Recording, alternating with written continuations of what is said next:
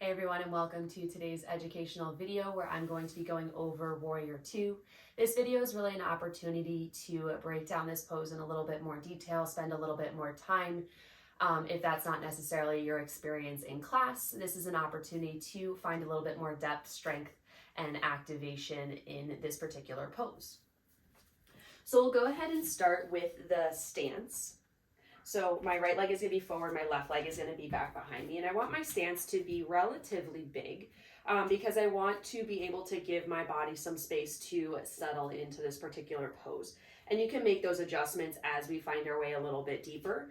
But take one that feels comfortable for you right off the bat. Our legs are going to stay straight so that we can focus first on the feet. And so for my front foot, toes are pointing towards the front edge of the mat, nothing fancy happening there. With my back foot, you can either have your foot parallel to the back edge of the mat, or you can find a little bit of an angle, maybe bumping that left heel back towards the back edge and maybe bringing those toes more on, not a 45-degree angle, but closer to. So just finding more of an angle back for that back foot. If that allows you to find a better connection of the sole of the foot or the outer blade of the foot with the mat, if that helps give you a little bit better feedback or just is more comfortable for your hips, for your stance, go ahead and make that adjustment as you feel like you need. And so when starting with the feet, so you want to take note of that connection with the outer blade of the foot. So again, with that angle, you might feel that a little bit more so. And then you want to ground down through that big toe, find a gentle lift of the middle arch or that inner arch of the foot. You want to stay engaged within the soles of the feet, like you're suction cupping, like you have a gentle grip of the feet onto the earth. Nothing crazy, nothing dramatic. You don't want to scrunch your toes with all your might, but you want to find a little bit of a lift. So your feet, your arches aren't collapsing, your feet aren't collapsing. You want to stay active, mindful, supportive there.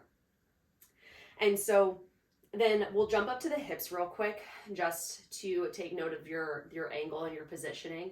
So when you open up into Warrior Two, yes, your chest is likely going to be facing that long edge of the mat, but your hips are going to be at an angle, and that's where you want them to be. You don't want to force them open towards that long edge, and you don't want them twisted all the way up towards the top edge. You're going to find a happy medium on that angle.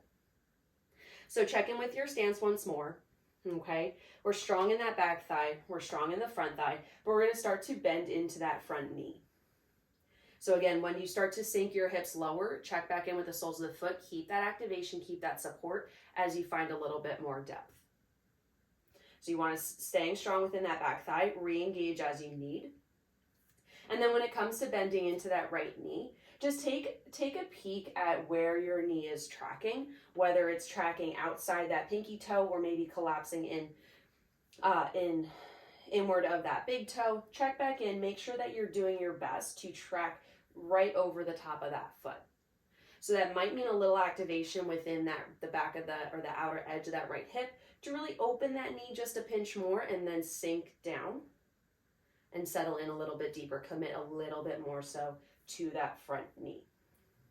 Okay, so we're sinking our hips low. We're committing a little bit more to that front knee. We feel like we're in our stance. Can we open the hips up a little bit more? Squeeze the glutes, press the hips forward.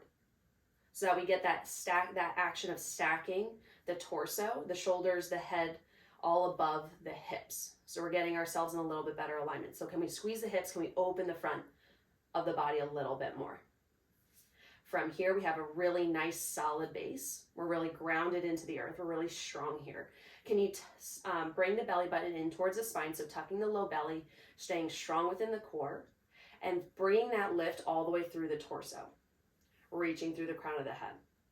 Okay, stance is awesome. Now let's incorporate the arms. So here, when you open the arms, right arm forward, left arm back from me, based on the stance that I took, you want to start to spin the collarbones towards the long edge of the mat.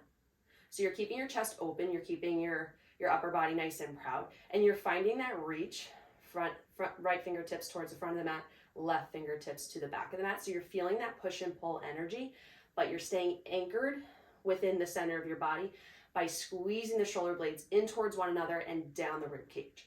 So you're nice and strong within the shoulder blades, but you're still finding that energy. You're letting that energy kind of branch off through your arms into those two front and back pulls here.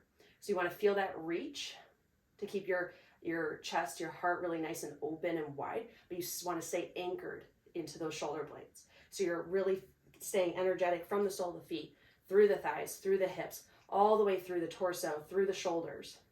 And the energy then spreads wide. Okay, so then that's the action that's happening here with the upper body. And then a gentle lift of the crown of the head to, again, keep that height, that space as much as you can. So that height, but also staying anchored. So it's really that balance of energy as you stay and hang out here in this really powerful pose. So those are just a few extra details, a few extra tips to bring a little bit more activation, a little bit more strength, more power to Warrior Two. And then again, just to bring a little bit mindfulness of where your body is in space and adjustments that you can make to just be a little bit more comfortable and feel like you're really getting everything you can out of each and every pose. So let me know what you think. Let me know if this video is helpful for you, and I look forward to practicing with y'all soon.